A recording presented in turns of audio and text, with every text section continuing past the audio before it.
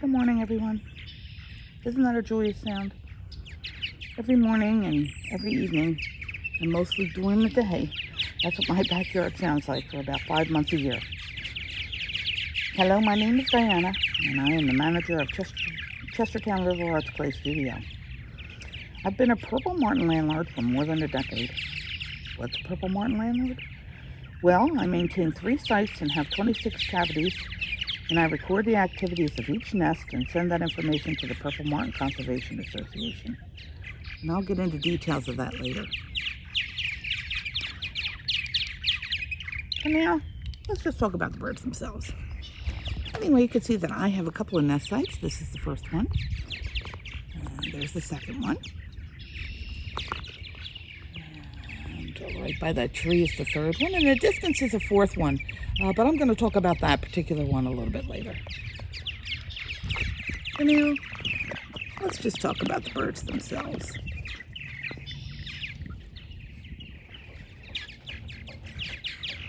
Purple martins are the largest of the swallows, and they're a migratory bird. Every year, survivors fly to and from South America. They're generally found all along the Gulf and up the entire east coast up into Canada. Purple martins do not mate for life, but if they have a successful breeding season the year before, they'll all return to the same nest site. Many times the same pair do team up again, but that's not always the case. They generally start arriving at my dock in early April, and they're usually gone way before Labor Day, so sometime between middle August and the end of August, they're all gone. That's always a disappointing day for me. You wake up one morning and the backyard sounds so quiet. Now I have to wait 7 long months for them to return again. Purple martins are identified as SY, second year, or ASY, after the second year. And of course fledglings, but for recordings I'll use SY or ASY. For the purpose of this video, I'm going to refer to the ASYs as adults and the SYs as juveniles. Now the adults arrive as much as 6 weeks before the juveniles. And because I have a well-established site, I rarely get a huge juvenile in my nest cavities. If there are any cavities available, they're usually taken up by adults that did not have a successful season the year before. They hear all the commotion and they get all excited to check it out. And they figure, oh, this is a great place. Look at all these birds here. So they settle in. They're usually all already making up nests and paired up and a flurry of activity by the time the juveniles arrive. So it's not real easy for them to find a nest here. The only way I do get a juvenile is occasionally, almost every year, if a mate dies, one of the pair dies, the second bird does not take care of the nest site anymore. So a lot of times this happens in the beginning, and there'll be no eggs laid, and then the survivor will find a new mate and continue on. But sometimes it does happen where there's eggs or babies in the nest, and unfortunately I don't find out until the babies are dead.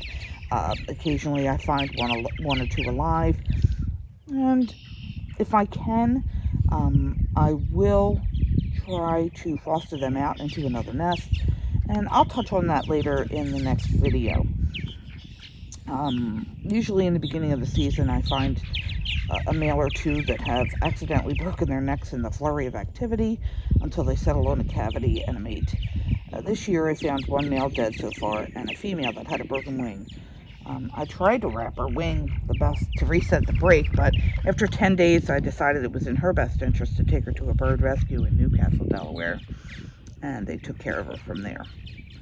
So even though the birds are starting to arrive in early April, they're not doing very much but hanging out and getting their mate and their cavities picked out, and so they don't start generally setting up house until May, and mine have just started this past week or so.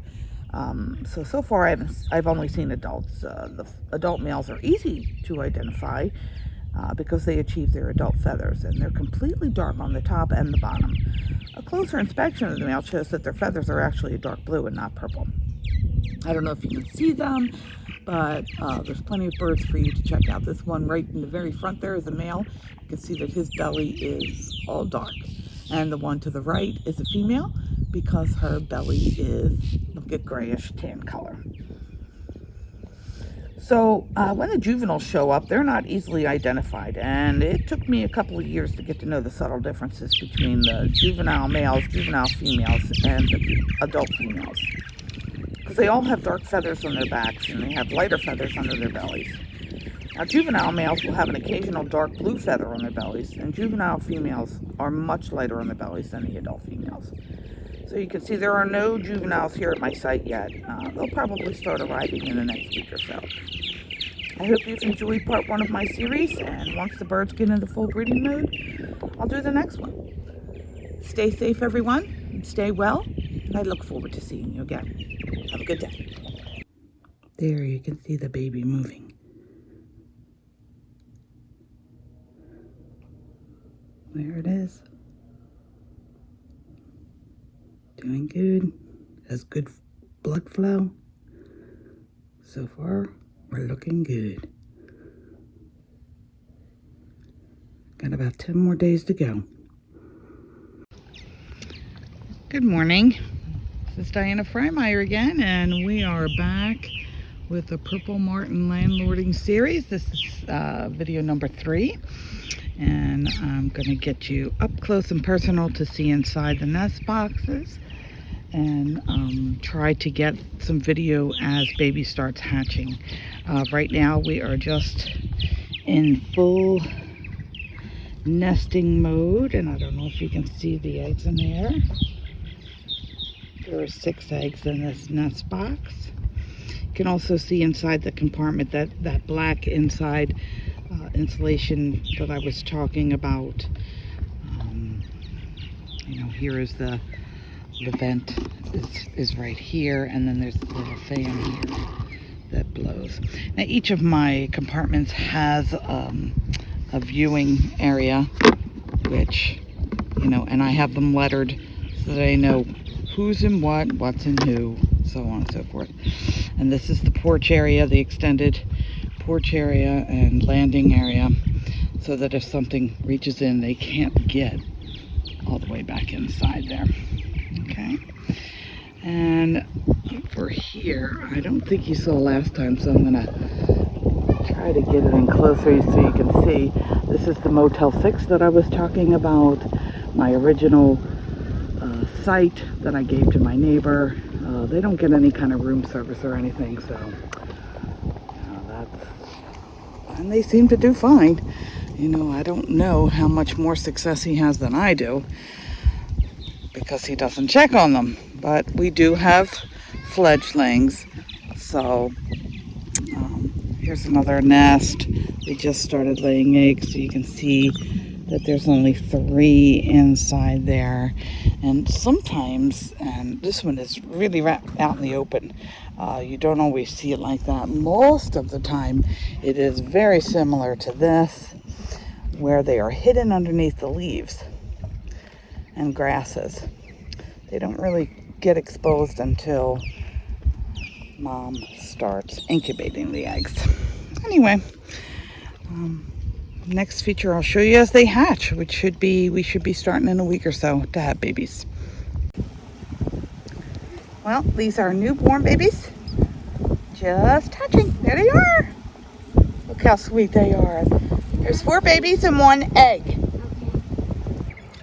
These babies are 11 days old, and housekeeping is here. We're going to change the linens. First thing we do is remove the babies. 1, 2,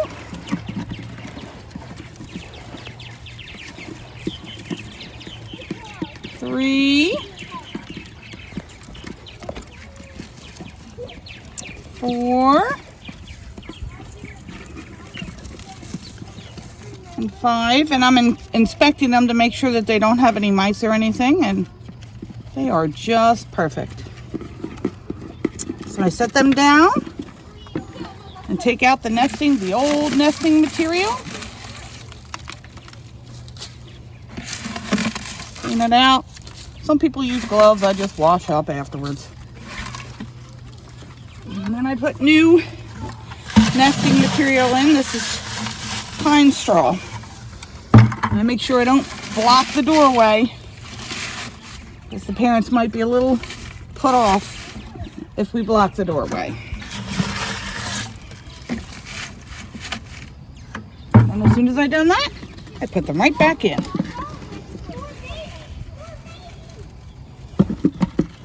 Okay, you can start.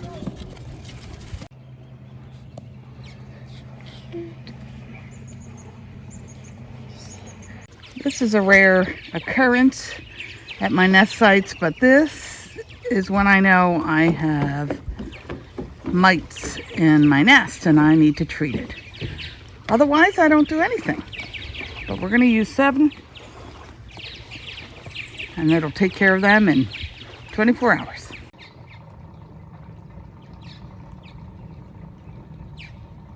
Today is housekeeping day again in the nest. We are getting ready to change the nest out again, and you can see these babies. They are 20 days old now. I only have a couple more days that I can check on them, and then they'll be flying out soon. Usually about day 26 to 28. So we're on day 20. So we have about a week left with them. Bye.